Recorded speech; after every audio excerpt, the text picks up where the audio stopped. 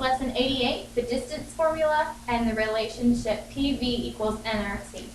Let's talk about the distance formula first of all.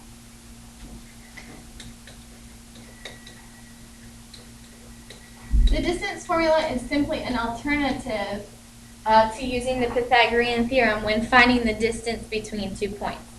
Alright, so it's used to find the distance between 2 points.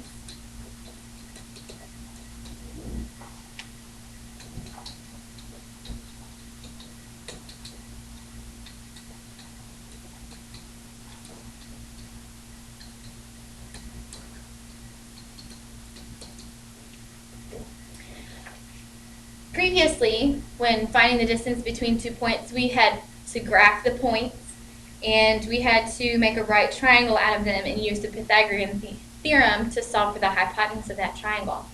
Instead, what we're going to be using is a distance formula where we can just plug in the points and solve.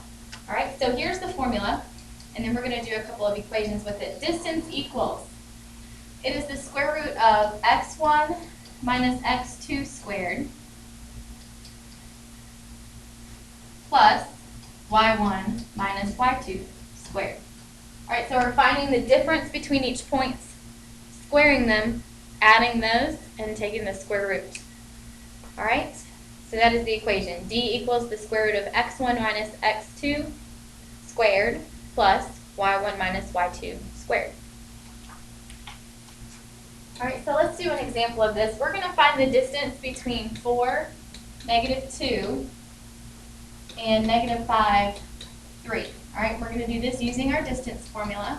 Alright, so we've got the square root of x1 minus x2 squared plus y1 minus y2 squared. Alright, so here we've got x1, y1, and x2, y2. Really the most common mistake is where we're plugging these values in. It's not in the solving part, but it's in plugging values in. Alright, so let's make sure that these are plugged in the correct places. Alright, x1 is 4, and I have 4 minus -5. Alright, y1 is -2, and we're doing -3. Alright, so for my x values, we have 4 minus a negative, which becomes 4 plus 5. 4 plus 5 is 9, and 9 squared is 81. So we've got D equals square root of 81 plus, alright, over here we have -2 minus 3, which is -5, and -5 squared is 25. 81 plus 25 is 106. 106 is not a perfect square, and so we're just going to leave it as the square root of 106. You don't need to simplify these.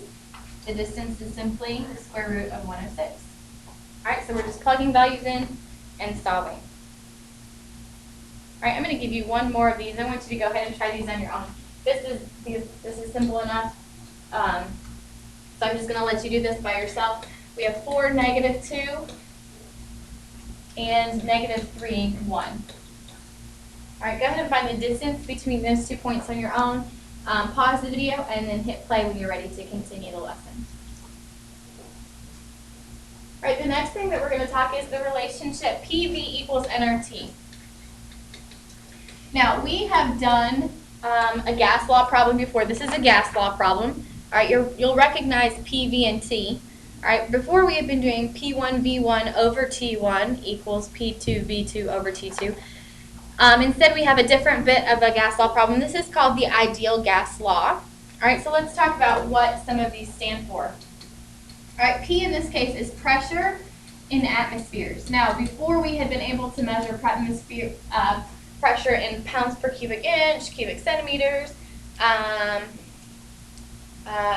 newtons per square meter. Alright, in this case, pressure can only be measured in atmospheres. Alright, V stands for volume, and this is volume in liters.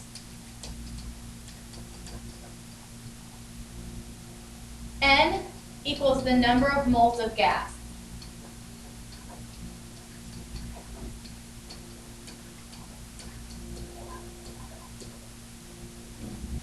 Alright, R is a constant value. R is going to be the same thing for any equation. It's going to be 0.0 0.821.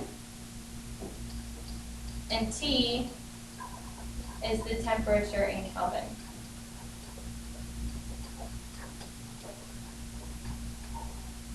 All right.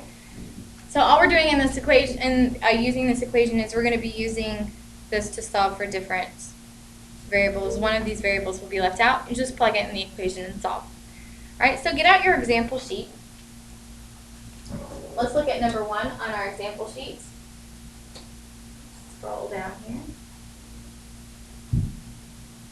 All right. We're going to use the relationship PV equals nRT to find the number of moles. So in this case, we're looking for N, so we can plug in all of their values. All right, so let's start with P first. Now it says the pressure is 1 atmosphere. So in place of pressure, we have 1. Volume is 8 liters, so in place of V, we have 8. We're looking for number of moles. All right, keep in mind R is always the constant, 0.0821. And T stands for temperature. In this case, it's 273. All right, so in order to solve for N, we would divide by 0.0821 and by 273 on either side.